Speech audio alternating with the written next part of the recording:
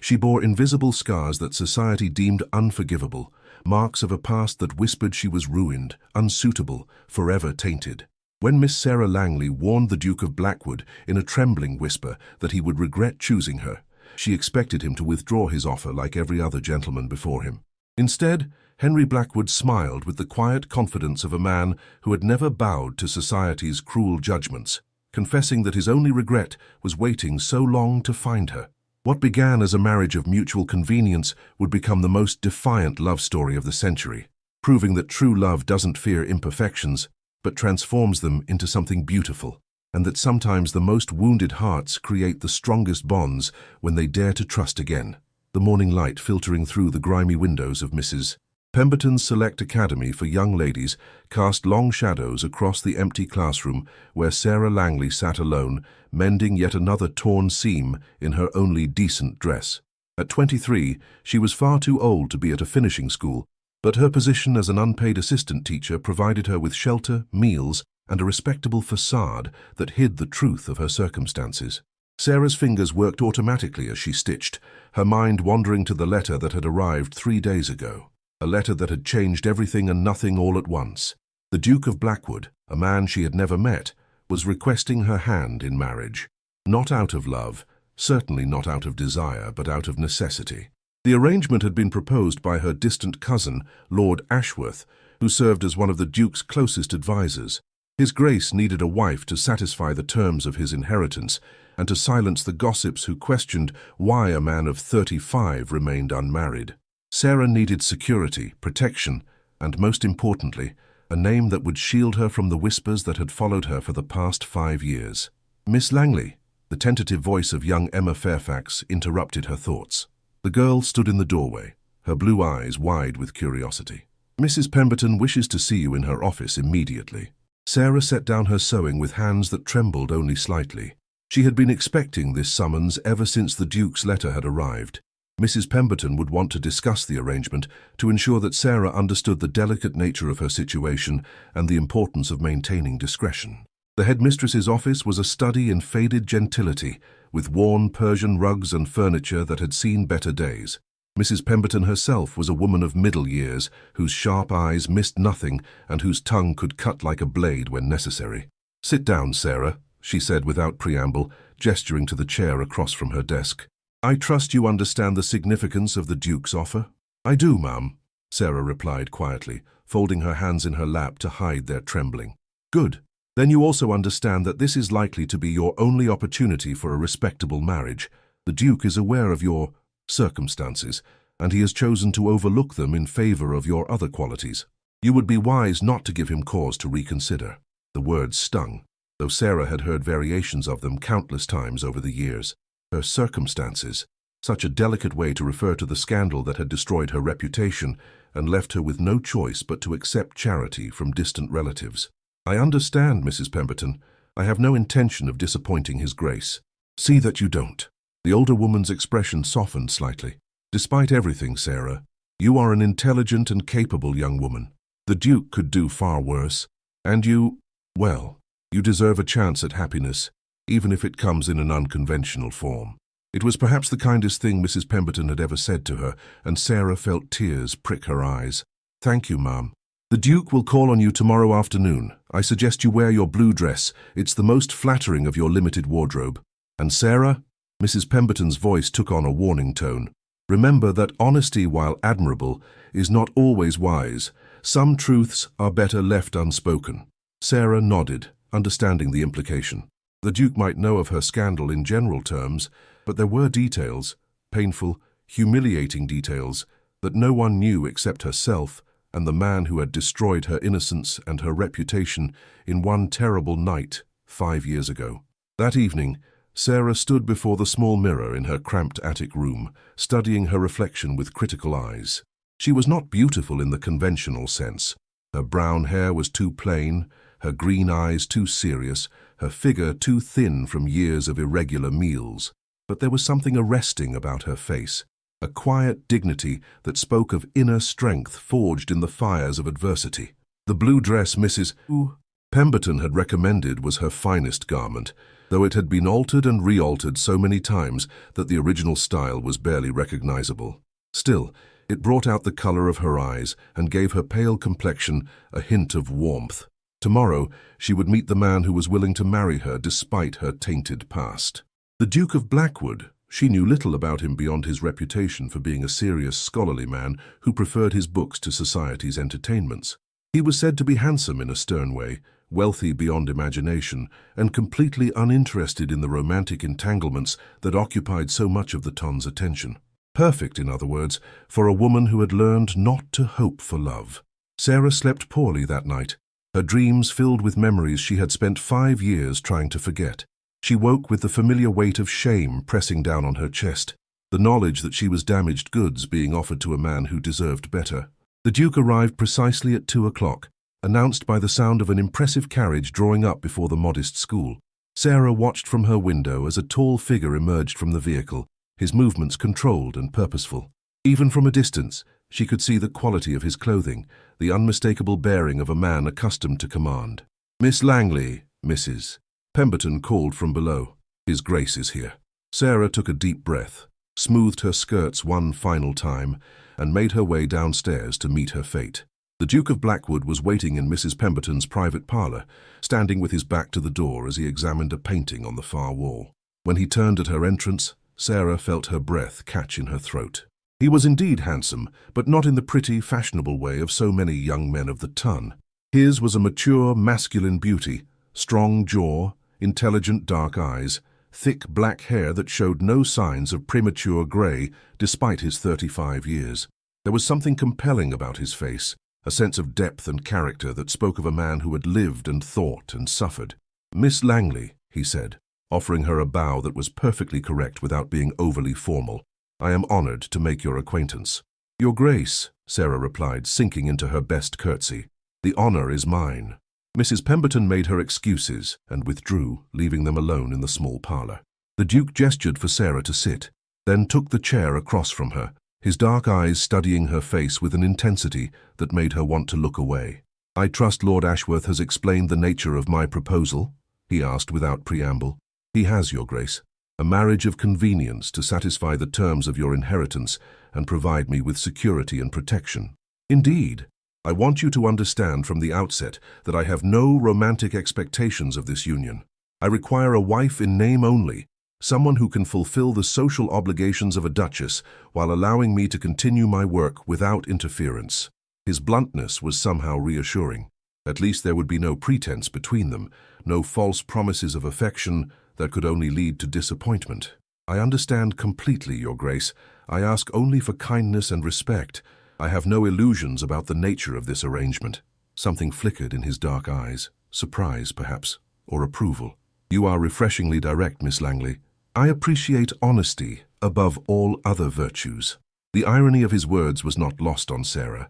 If he truly valued honesty, what would he think when he learned the full extent of her shame? The scandal that had destroyed her reputation was bad enough, but the deeper truth, the violence, the helplessness, the way she had been left broken and bleeding in a stranger's bed, was something she could never speak aloud. "Your Grace," she said quietly, her voice barely above a whisper, "I feel I must warn you. There are those who will say you are making a mistake in choosing me. My reputation, the circumstances of my past, you may come to regret this decision." The Duke leaned forward slightly, his expression growing more intent. "Miss Langley, I am a man of science and reason. I do not make decisions based on gossip or speculation. I have investigated your situation thoroughly, and I am satisfied that you will suit my purposes admirably." "But the scandal was not of your making," he said firmly. "I am aware of what happened to you 5 years ago, and I hold you blameless in the matter. Society may be quick to condemn the victim rather than the perpetrator, but I am not society." His words were like a balm to wounds that had never properly healed. For 5 years, Sarah had carried the weight of shame and blame, told again and again that she must have done something to encourage her attacker, that a truly virtuous woman would have died rather than submit to such degradation. "You are very kind, Your Grace," she managed, her voice thick with emotion. "I am practical," he corrected. "You need protection and security. I need a wife who will not expect me to play the romantic lover or dance attendance at every social gathering. We can provide each other with what we need while maintaining our independence. It was a cold arrangement, perhaps, but it was honest. And after years of living on charity, of enduring pitying looks and whispered comments, the prospect of having a name and position that no one could take away was almost too wonderful to believe. "There is one more thing," the Duke continued, his expression becoming even more serious. "I will not require you to. That is, the physical aspects of marriage will not be expected unless you specifically desire them. I want you to feel safe in my household, Miss Langley. You have my word that you will never be forced or coerced in any way." The unexpected kindness of his words brought tears to Sarah's eyes. She had been prepared for a marriage where she would have to endure unwanted intimacies, where her body would once again be used without regard for her feelings. To learn that she would be free from such expectations was a gift beyond price. "Thank you," she whispered. "You cannot know how much that means to me." "I believe I can," he said quietly, and something in his tone made her look at him more closely. There was pain in his dark eyes, old and carefully hidden, but unmistakable to someone who had learned to recognize suffering in others. They spoke for another hour, discussing practical matters, the wedding ceremony, her future role as Duchess, the expectations of their arrangement. Throughout it all, Sarah found herself studying the Duke's face, noting the way his expression softened when he spoke of his work, the slight smile that touched his lips when he mentioned his vast library. He was not what she had expected. She had prepared herself for a cold, calculating man who saw her as nothing more than a convenient solution to his problems. Instead, she found someone who seemed genuinely concerned for her welfare, who spoke to her with respect rather than condescension. When the visit concluded and the Duke rose to take his leave, Sarah felt a flutter of something that might have been hope. "Miss Langley," he said, pausing at the door, "I want you to know that whatever whispers may follow our marriage, whatever gossip the tongue may indulge in, you will have my full support and protection. You need never fear being abandoned or cast aside." "Your Grace," Sarah said, her voice barely above a whisper, "I must ask, are you certain you will not come to regret choosing me? I am not what most men would want in a wife." The Duke turned back to face her fully, his dark eyes meeting hers with an intensity that made her breath catch. For a long moment, he studied her face as if memorizing every detail. Then, to her complete surprise, he smiled, a real smile that transformed his austere features into something approaching warmth. "Miss Langley," he said quietly, "my only regret is that I waited so long to find you." The Duke's resolve. Henry Blackwood, 7th Duke of Blackwood, sat in his study that evening, staring into the fire and thinking about the remarkable woman he had met that afternoon. Miss Sarah Langley was not at all what he had expected when Lord Ashworth had first suggested the arrangement. He had anticipated a desperate woman, perhaps grasping or calculating, someone who would see marriage to a duke as her salvation and cling to him accordingly. Instead, he had found someone who seemed almost reluctant to accept his offer, who warned him away from her as if she believed herself unworthy of even a marriage of convenience. The irony was not lost on him. Society saw him as the catch, the wealthy, titled bachelor who could have his pick of eligible young ladies. But Henry knew the truth about himself, knew the darkness that lived in his soul and the reasons why he had avoided marriage for so long. At 35, he was considered a confirmed bachelor, a man more interested in his scientific pursuits than in the social obligations of his rank. What society didn't know was that his reluctance to marry stemmed not from disinterest, but from a deep-seated fear of what he might become if given too much power over another person. Henry's father had been a monster, a man who had used his position and authority to terrorize his wife and children, who had ruled his household through fear and violence. Henry had sworn as a young man that he would never marry, never risk becoming the kind of husband his father had been. But the terms of his inheritance were clear. He must marry and produce an heir, or see his vast estates and fortune pass to his dissolute cousin. The thought of everything he had worked to build falling into such unworthy hands was intolerable. When Ashworth had suggested Miss Langley, Henry had initially been skeptical. A woman with a scandal in her past seemed like a poor choice for a duchess. But as he had learned more about her circumstances, his opinion had begun to change. Sarah Langley had been the victim of a violent assault, attacked by a man who had drugged her drink at a country house party and left her ruined in the eyes of society. The fact that she was blameless in the matter seemed to escape most people's notice. She was damaged goods, unmarriageable, a cautionary tale about the dangers of being in the wrong place at the wrong time. But Henry saw something different when he looked at her. He saw strength, dignity, and a quiet courage that spoke of someone who had survived the worst that life could offer and emerged with her essential goodness intact. She was exactly what he needed, a woman who would not expect love or passion from their marriage, who would be grateful for protection and security rather than demanding romantic gestures he was incapable of providing. More importantly, she was someone he could trust not to fear him if his darker nature ever emerged. She had already survived one man's violence. She would not be easily intimidated or broken. The thought brought him up short. Was that really what he was thinking? That he wanted a wife who could withstand his potential for cruelty? The idea was so disturbing that he rose from his chair and began pacing the length of his study. No, he told himself firmly, he was not his father. He had spent years learning to control his temper, to channel his intensity into his work, rather than taking it out on those around him. He would never hurt Sarah Langley or any other woman. But the fear remained, buried deep in his heart, where it had lived for 20 years. The fear that someday, in a moment of anger or frustration, he would reveal himself to be his father's son after all. A soft knock at the study door interrupted his brooding thoughts. "Enter," he called, grateful for the distraction. His butler, Stevens, appeared in the doorway with a silver tray bearing a letter. "This arrived by special messenger, Your Grace. The gentleman said it was urgent." Henry took the letter, recognizing Lord Ashworth's handwriting immediately. Breaking the seal, he read the brief message with growing concern. "Henry, word of your engagement to Miss Langley has already begun to circulate, despite our efforts at discretion. Lord Pemberton was seen leaving his club in High Dudgeon this afternoon, muttering about unsuitable matches and damaged goods. I fear the gossips will be in full cry by tomorrow. Might I suggest moving up the timeline for your wedding? The sooner Miss Langley has your name and protection, the better. Your servant." Ashworth Henry crushed the letter in his fist, anger flaring hot and bright in his chest. He had known there would be talk, of course, but he had hoped to have more time to prepare Sarah for the inevitable scrutiny and criticism. Lord Pemberton was one of society's most vicious gossips, a man who took pleasure in destroying reputations and spreading malicious rumors.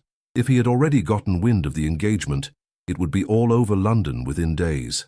Henry strode to his desk and pulled out a sheet of paper, his pen moving rapidly as he composed a letter to Mrs. Pemberton. The wedding would take place in 3 days' time by special license. There was no point in waiting for the banns to be read when every day of delay would give the gossips more time to sharpen their claws. As he sealed the letter and rang for a footman to deliver it immediately, Henry found himself thinking about the look in Sarah's eyes when she had warned him that he would regret choosing her. There had been such pain there, such certainty, that she was unworthy of any man's regard. Society had done that to her, had taken a woman who was already broken and ground her down further, until she believed herself to be nothing more than damaged goods. The thought filled him with a cold rage that was all too familiar. He would protect her from that.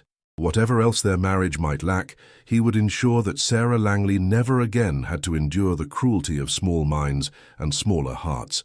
She would be his Duchess, and anyone who dared to slight her would answer to him. The next morning brought a flurry of activity as preparations for the wedding were hastily arranged. Henry threw himself into the details with characteristic intensity, determined that everything should be perfect for his bride. He chose the flowers himself, white roses and baby's breath, simple and elegant, rather than ostentatious. The ceremony would take place in the private chapel at Blackwood House, with only a handful of witnesses present. Sarah would need time to adjust to her new position before facing the full scrutiny of society. As he stood in his dressing room that evening, allowing his valet to help him into his evening clothes for what might be his last night as a bachelor, Henry found himself wondering what kind of husband he would be. He had no model to follow, except his father's example of what not to do. He would be kind to Sarah, certainly, respectful, protective. But would that be enough? Could a marriage built on mutual need rather than affection ever become something more?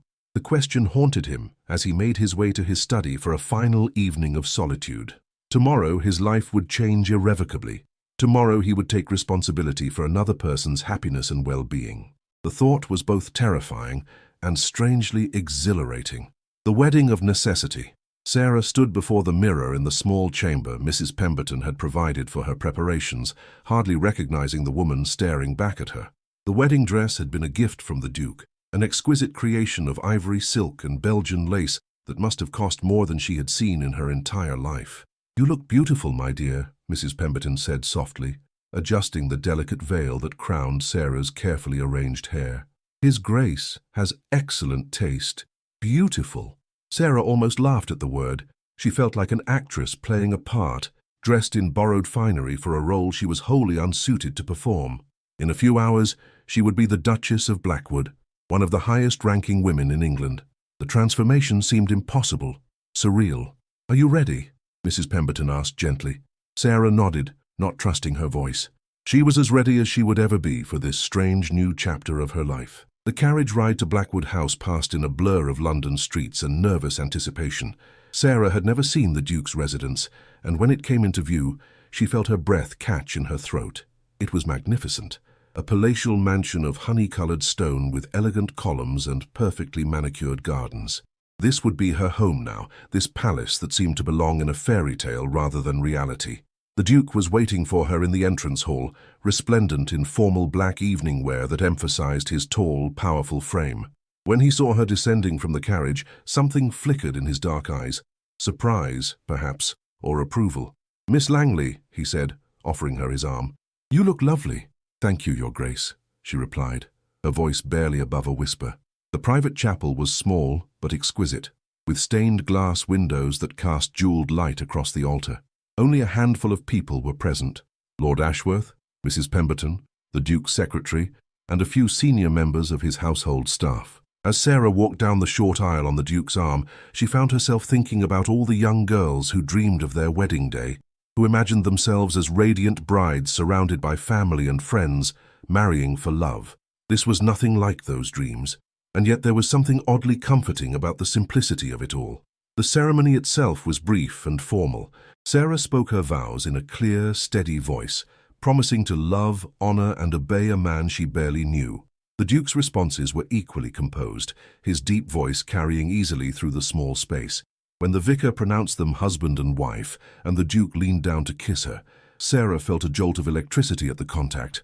His lips were warm and firm against hers, and for just a moment, she caught a hint of something beneath his controlled exterior, a loneliness that matched her own. "Your Grace," he said softly, as they broke apart, and she realized he was addressing her with her new title. "Your Grace," she replied, offering him a tremulous smile.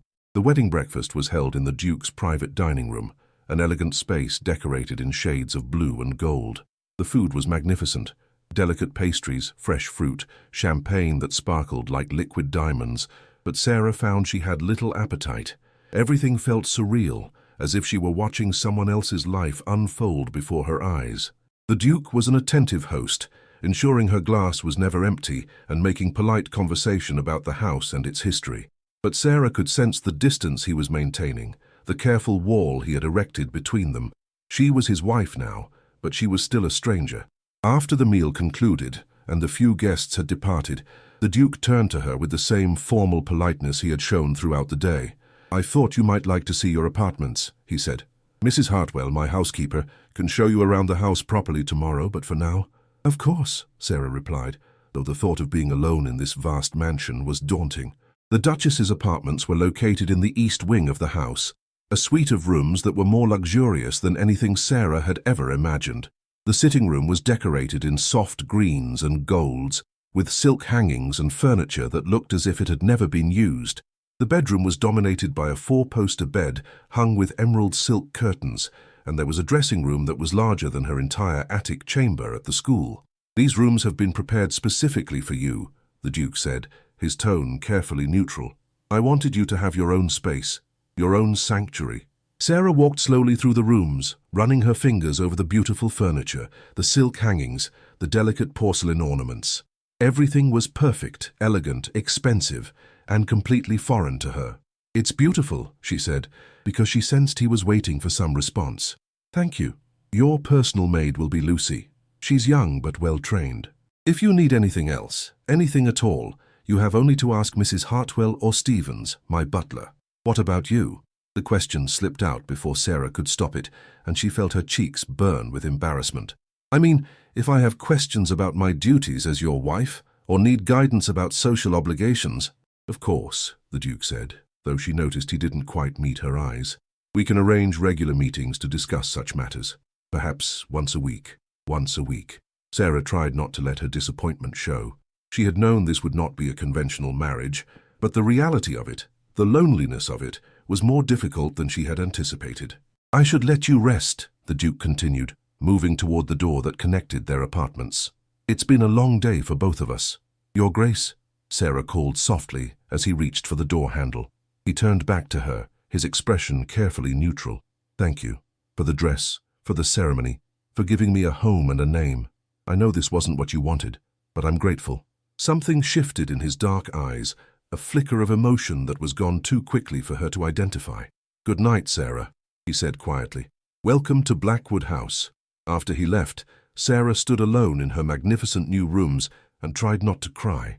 She had gotten exactly what she had expected: security, protection, a name that would shield her from the worst of society's cruelty.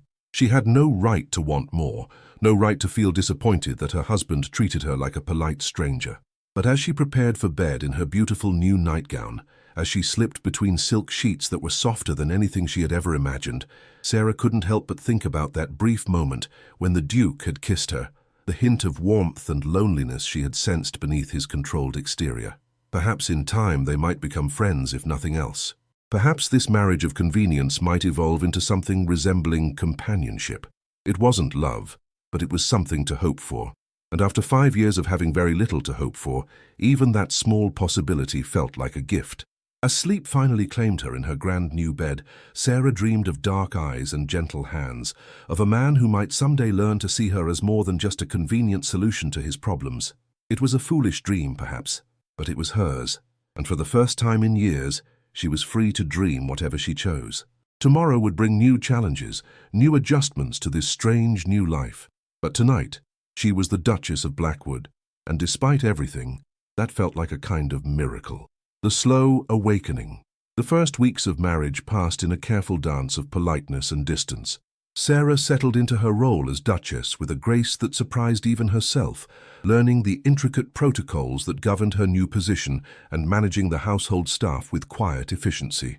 Henry maintained his routine of scholarly pursuits and estate business, meeting with her once a week to discuss household matters and otherwise keeping to his own wing of the house. It was a lonely existence, but not an unhappy one.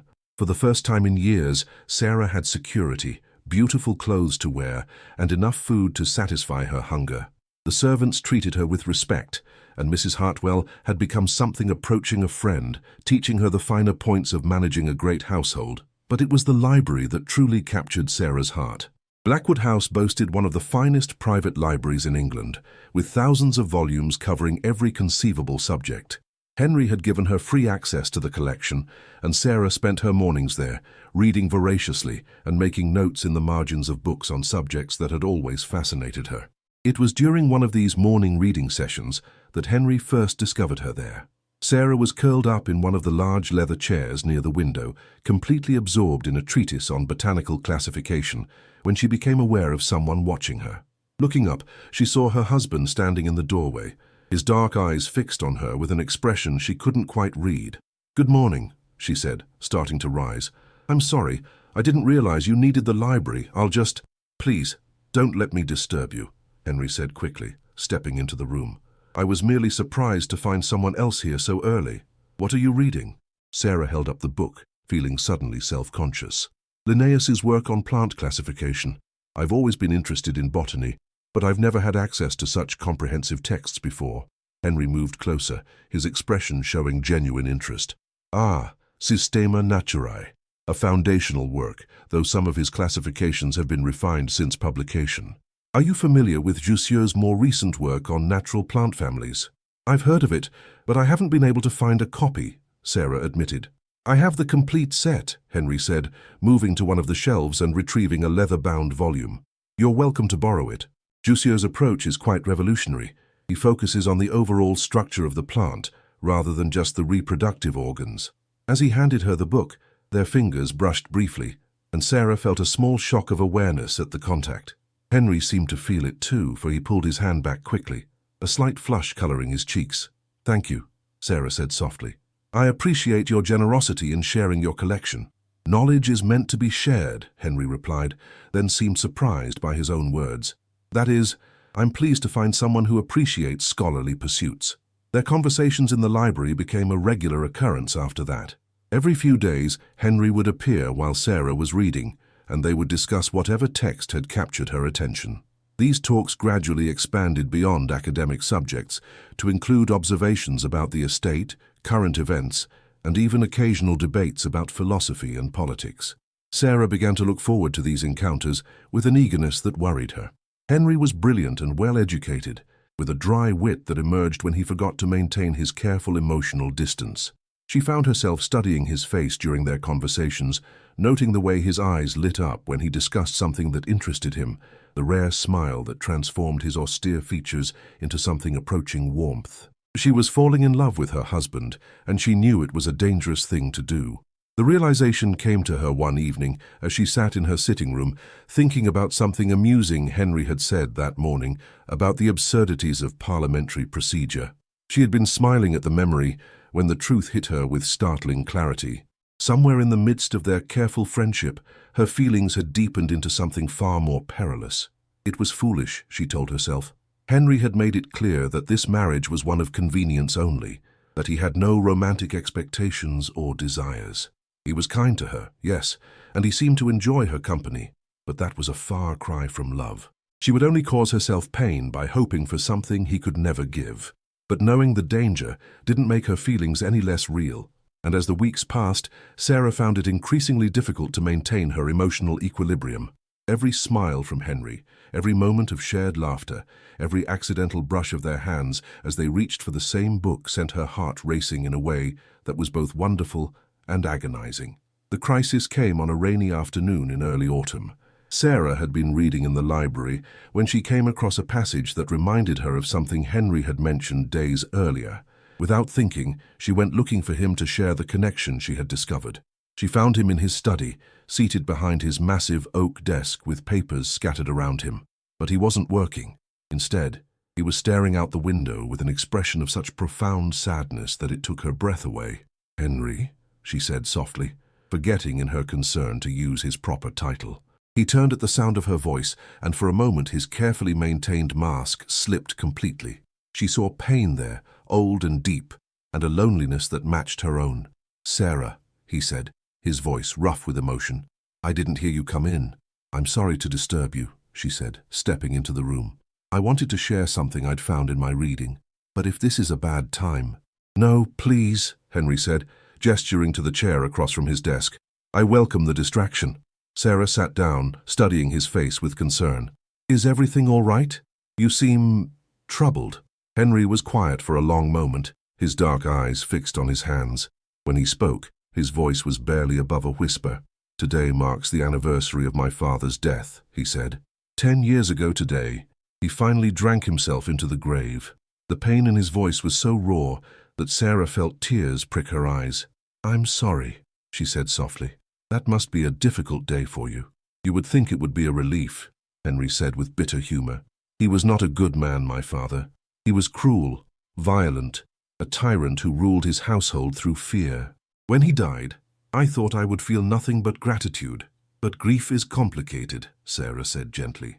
"Even when we lose someone who hurt us, there can still be pain, the loss of what might have been, if nothing else." Henry looked at her with surprise, as if he hadn't expected such understanding. "Yes," he said simply. "Exactly that." "Tell me about him," Sarah said, settling back in her chair. "If you'd like to, that is. Sometimes it helps to talk about difficult memories." Henry studied her face for a long moment, as if weighing whether he could trust her with his secrets. Finally, he began to speak, his voice low and controlled. He was a handsome man, charming when he chose to be. "My mother fell in love with him when she was barely 18, and by the time she realized what he truly was, it was too late.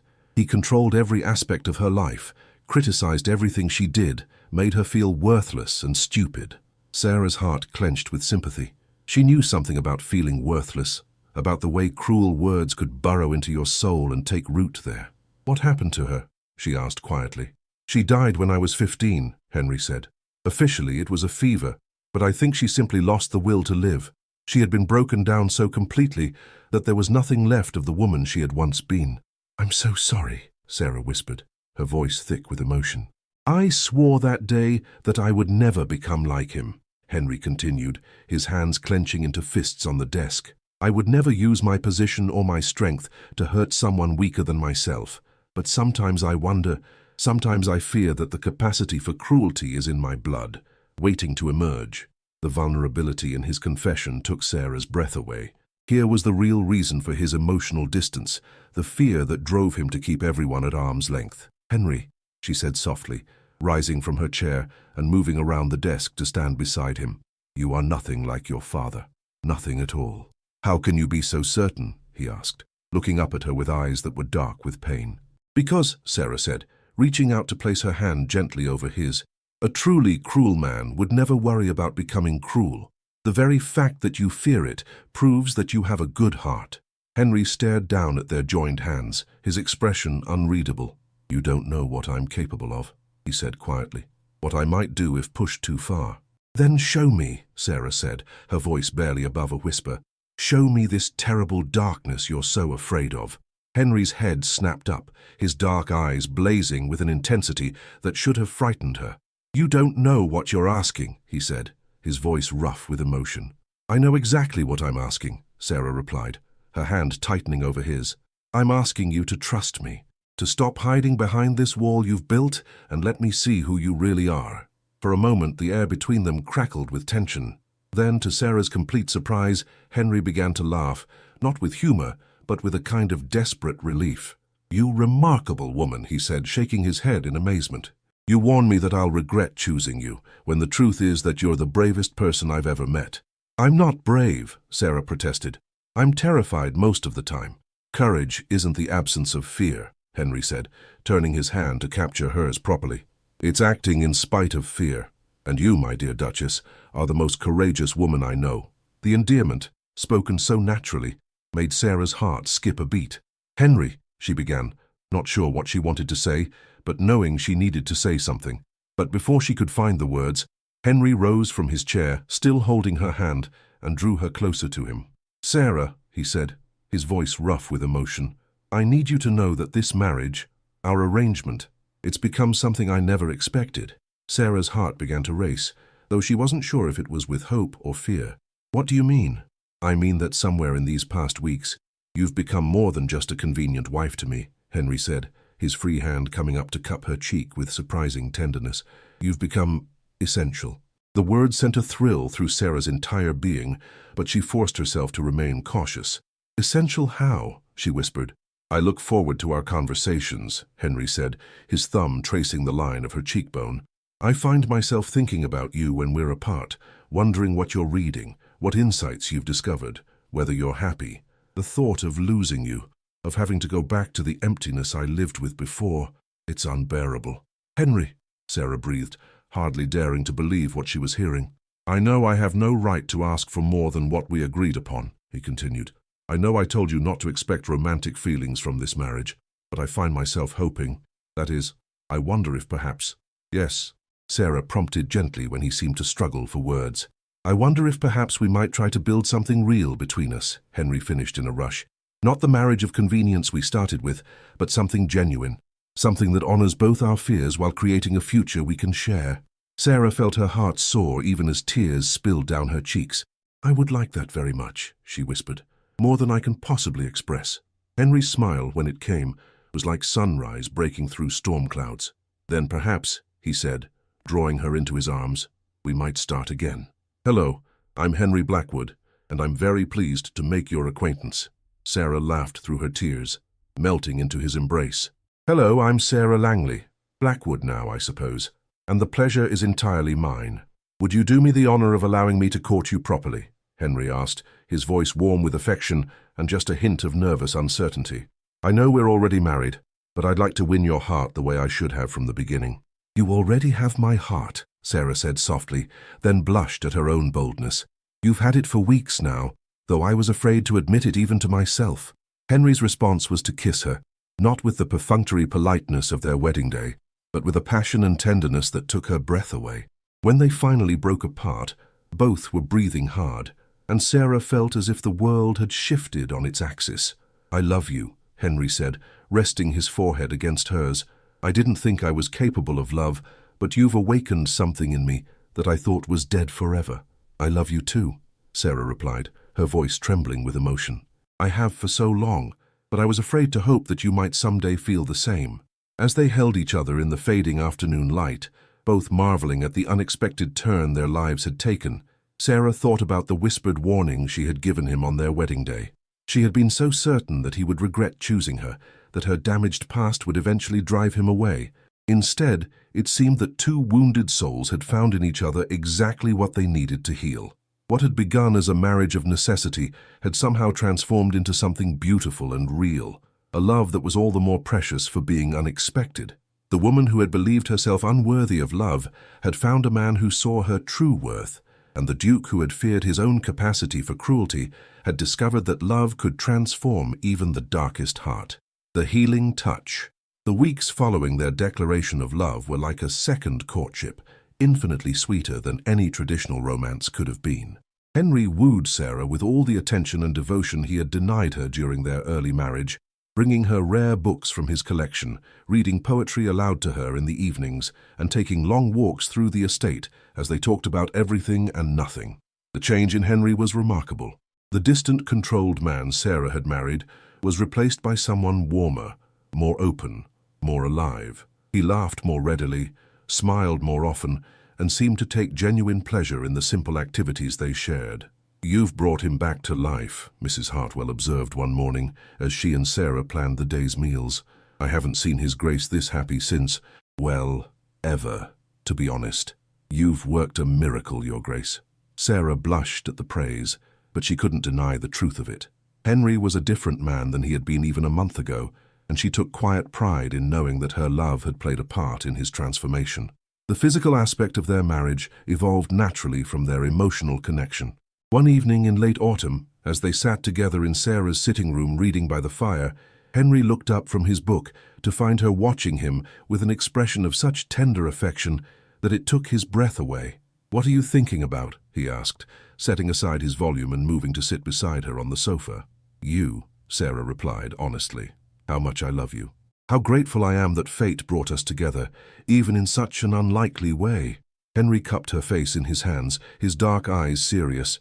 "Sarah, I want you to know that I don't expect, that is, I don't want you to feel obligated to. We can take our time with the physical aspects of our marriage. I want you to be comfortable, to be ready." Sarah's heart swelled with love for this man, who was so careful of her feelings, so determined to ensure her happiness above his own desires. She knew he was thinking of her past trauma, of the violence that had been done to her, and his consideration only made her love him more. "I am ready," she said softly, placing her hand over his heart. "I want to be your wife, in every sense of the word. I trust you, Henry, completely." That night, Henry made love to her with a tenderness and patience that exceeded her wildest dreams. He was gentle and careful, taking time to ensure her comfort and pleasure, and when she cried out his name in the throes of passion, he held her as if she were the most precious thing in the world. Afterwards, as they lay entwined in her silk-hung bed, Sarah marveled at the transformation in her life. A year ago, she had been a fallen woman living on charity, convinced that she would never know love or happiness. Now she was a duchess, cherished by a man who had once seemed as distant as the stars. "What are you thinking about now?" Henry asked, pressing a kiss to her temple. "How much my life has changed," Sarah replied, snuggling closer to his warmth. "Sometimes I can barely believe this is real." "It's real," Henry assured her, his arms tightening around her. "You're real, our love is real, and our future together is real. I promise you that." Winter settled over Blackwood House like a soft blanket, bringing with it a sense of intimacy that the vast mansion had lacked during the warmer months.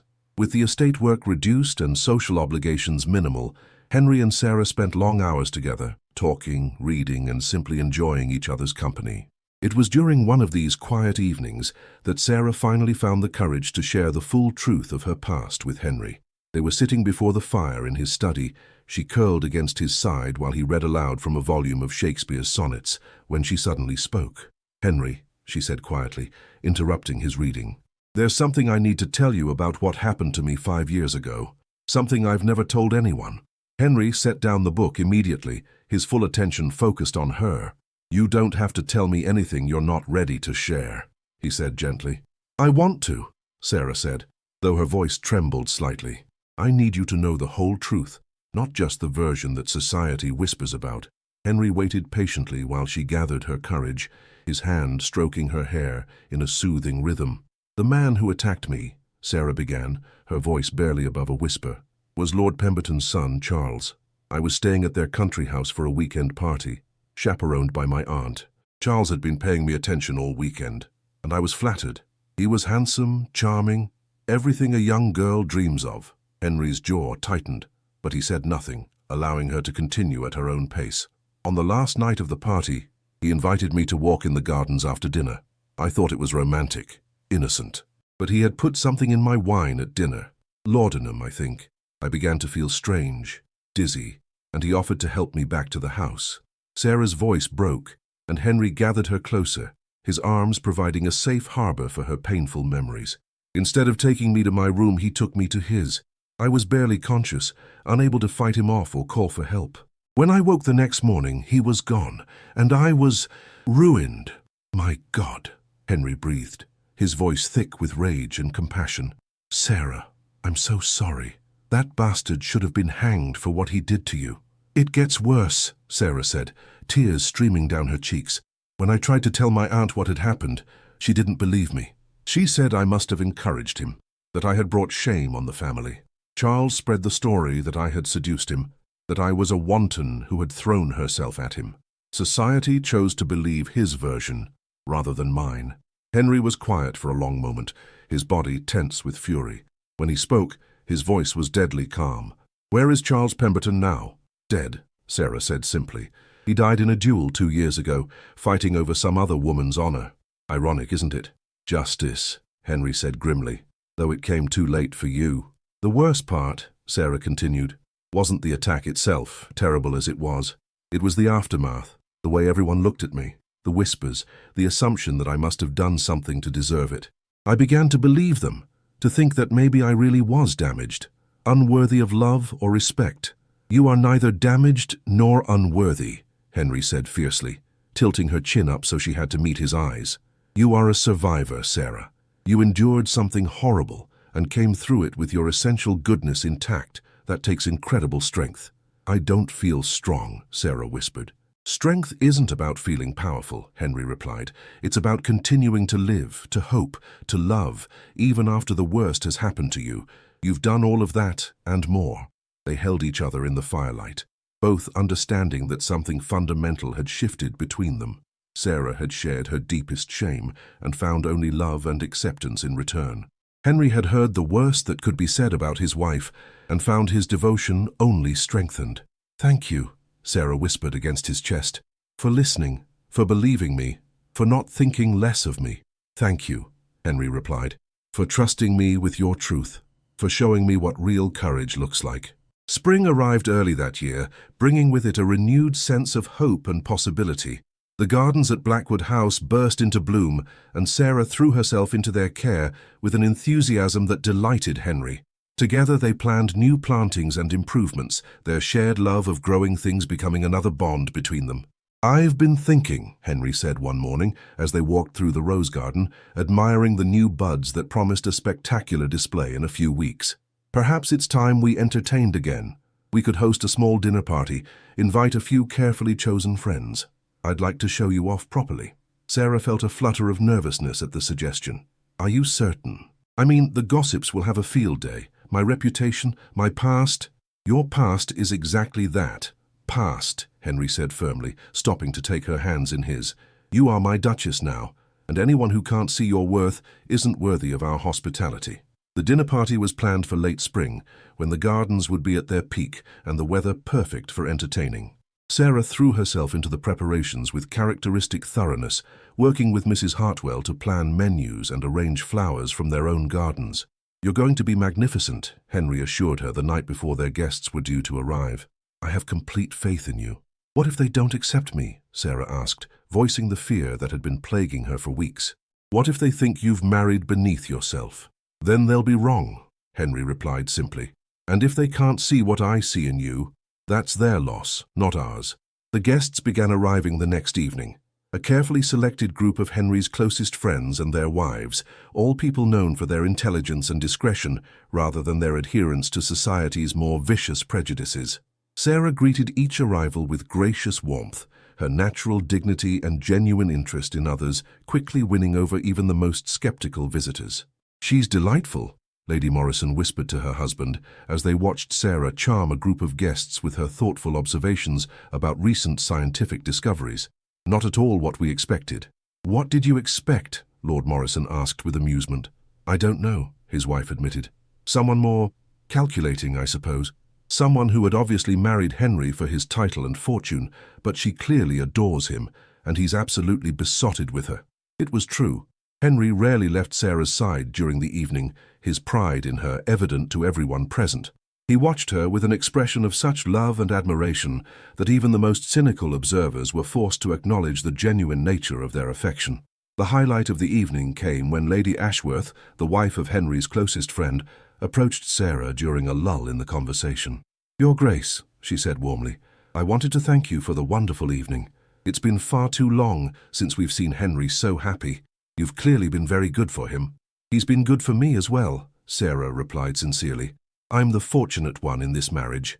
"I think you're both fortunate," Lady Ashworth said with a smile. "True love is rare enough in our circles. When it does occur, it should be celebrated." As the evening drew to a close and the guests began to depart, Sarah felt a deep sense of satisfaction. She had passed the test, had proven herself worthy of her position as Henry's Duchess. More importantly, she had seen the pride and love in her husband's eyes as he watched her interact with his friends, and she knew that their marriage had truly become everything she had dared to hope for. "You were perfect," Henry told her, as they stood in the entrance hall, waving goodbye to the last of their guests. "Absolutely perfect. I've never been prouder of anyone in my life." "Thank you for believing in me," Sarah replied, leaning into his embrace. "For giving me the chance to prove myself." "You didn't need to prove anything," Henry said, pressing a kiss to the top of her head. "You just needed to be yourself. That's all you've ever needed to be." That night, as they lay together in their bed, for Henry had long since moved into Sarah's chambers, unable to bear even the pretense of separation, Sarah reflected on the incredible journey that had brought them to this point. She had been a ruined woman, convinced of her own unworthiness, but love had transformed her into something she had never dreamed possible. "Do you ever regret it?" she asked Henry suddenly. "The way we came together, I mean. Do you ever wish we had met under different circumstances?" Henry considered the question seriously before answering. "I think," he said finally, "that we met exactly when and how we were meant to. If we had encountered each other in a ballroom or at a social gathering, I might have overlooked you. I was so focused on avoiding emotional entanglements that I couldn't see beyond my own fears. But the circumstances that brought you to me forced me to really look at you, to see your strength and grace and beauty." "So you're grateful for my scandal?" Sarah asked with a hint of humor. "I'm grateful for everything that led you to me," Henry said seriously. "Even the pain, because it taught you compassion and resilience. Even the loneliness, because it made you appreciate what we have together." As autumn settled over Blackwood House once again, bringing with it the anniversary of their first tentative steps toward love, Sarah often found herself marveling at the unexpected turns life could take.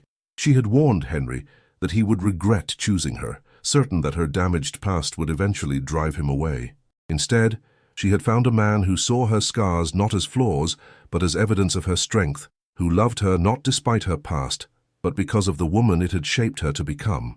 Their love story was unconventional, perhaps even scandalous by society's standards, but it was theirs, and it was real. The woman who had believed herself unworthy of love had discovered that worthiness was not something that could be taken away by others' cruelty. It was something that came from within, nurtured by the love of someone who truly saw and valued her. The unexpected blessing. 2 years later, the morning sickness began on a crisp October day, just as the leaves were turning gold and crimson around Blackwood House. Sarah woke feeling queasy and disoriented, barely making it to the wash basin before her stomach rebelled against her completely. Henry found her there, pale and shaking, and immediately sent for the physician despite her protests that it was merely something she had eaten. Dr. Whitmore was a kindly man in his 60s who had served the Blackwood family for decades. After a thorough examination, he emerged from Sarah's chambers with a smile that made Henry's heart race with hope and terror in equal measure. "Congratulations, Your Grace," the doctor said warmly. "Her Grace is with child. I would estimate she's about 6 weeks along, and everything appears to be progressing normally." Henry felt the world tilt beneath his feet. A child. After 2 years of marriage, when they had both begun to accept that children might not be part of their future, Sarah was carrying his baby. Will she be all right?" he asked, his voice rough with emotion. "She's perfectly healthy," Dr. Whitmore assured him, "though I suspect she'll be quite uncomfortable for the next few weeks. The morning sickness should ease by the 4th month." When Henry returned to Sarah's chambers, he found her sitting up in bed, her face still pale, but her green eyes bright with wonder and fear. "Did you hear?" she asked softly. "I heard," Henry replied, sitting on the edge of the bed and taking her hands in his. "How do you feel about it?" "Terrified," Sarah admitted. "Overjoyed. Worried. All at the same time. I never thought. After everything that happened to me, I wasn't sure I could." "Hey," Henry said gently, squeezing her hands. "You're going to be a wonderful mother, and our child will be loved beyond measure." "What if something goes wrong?" Sarah whispered, voicing the fear that had been growing in her heart since the doctor's confirmation. "What if I lose the baby? What if I'm not strong enough?" "Then we'll face it together," Henry said firmly. "Whatever happens, we'll face it together. But I have faith in you, Sarah. You're the strongest person I know." The pregnancy progressed smoothly, though the first few months were difficult for Sarah. Henry hovered over her like a worried mother hen, insisting she rest more, eat better, and avoid any activity that might be strenuous. His concern was touching, if occasionally overwhelming. "I'm not made of glass," Sarah protested one afternoon when he tried to prevent her from walking to the library. "Women have been having babies for thousands of years without their husbands treating them like invalids." "Those women weren't carrying my child," Henry replied stubbornly, "and they weren't as precious to me as you are." As winter gave way to spring, Sarah's condition became more apparent, and with it came a joy that neither of them had expected.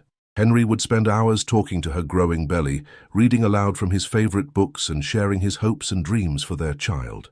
"Do you think it will be a boy or a girl?" Sarah asked one evening as they sat together in the garden, watching the sunset paint the sky in shades of rose and gold. "I don't care," Henry replied honestly, his hand resting on her rounded stomach. "As long as the baby is healthy and you're safe, I'll be the happiest man alive." "I hope it's a boy," Sarah said softly. "An heir for Blackwood, someone to carry on your name and your legacy." "And I hope it's a girl," Henry countered with a smile. "A little girl with your eyes and your gentle heart. Someone I can spoil outrageously and teach to be as strong and brave as her mother." The baby chose to arrive on a warm day in early June, when the roses were in full bloom and the air was sweet with the scent of honeysuckle.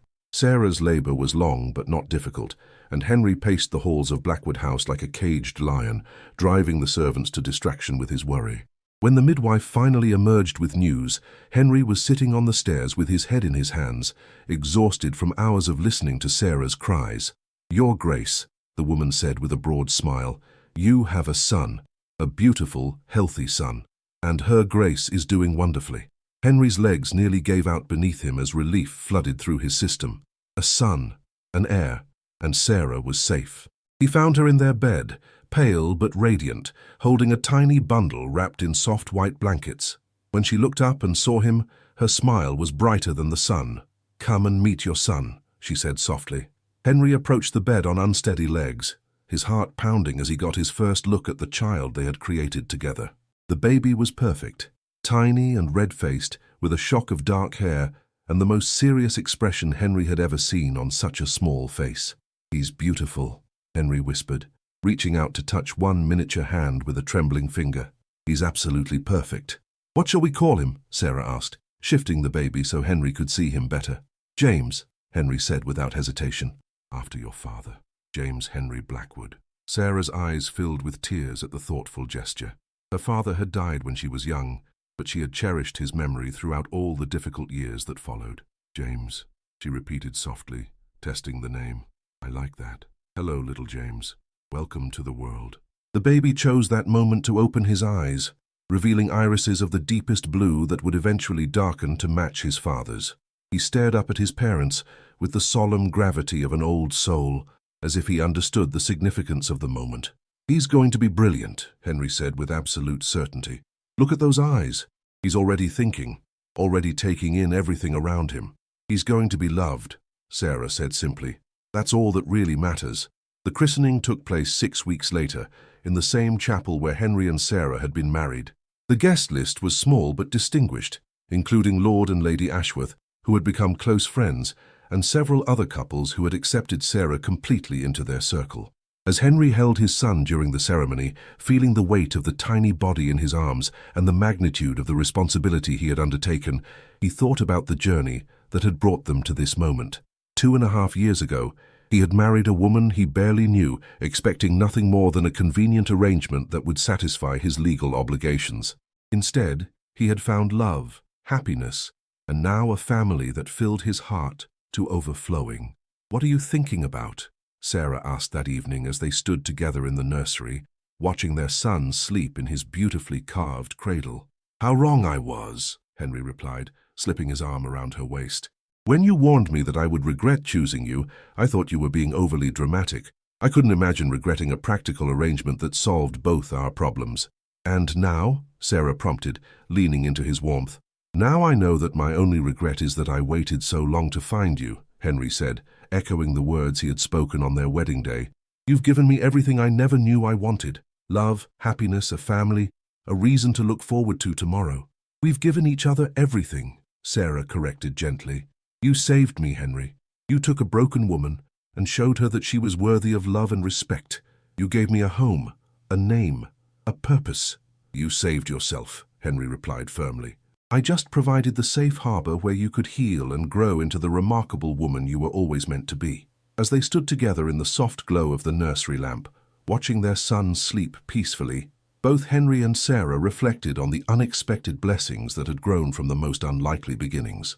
Their marriage had started as a transaction, a practical solution to mutual problems, but love had transformed it into something beautiful and enduring, a partnership built on trust, respect, and genuine affection that had only deepened with time.